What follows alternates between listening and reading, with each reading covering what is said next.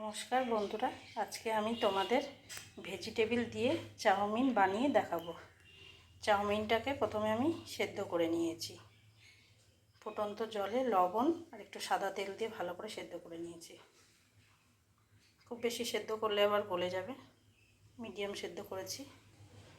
ডিমটাকে আমি ঝুড়ো করে নিয়েছি, আর নিয়ে নিয়েছি টমেটো, আলু, ক্যাপসিকাম, গাজর আর কটা কাঁচা লঙ্কা, আর নিয়ে নিয়েছি ম্যাগি মশলা।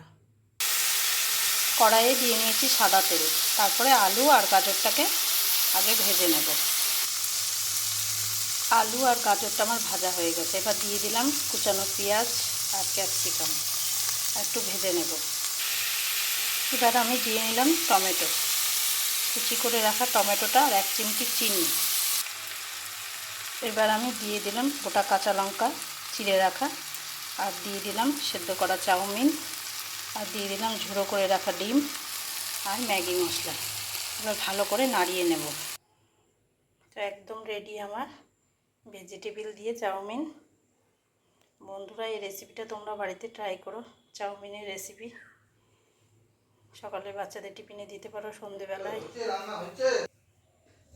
বন্ধুরা, অবশ্যই তোমরা চাউমিনের রেসিপিটা অবশ্যই বাড়িতে ট্রাই করো, খুব ভালো লাগে খেতে।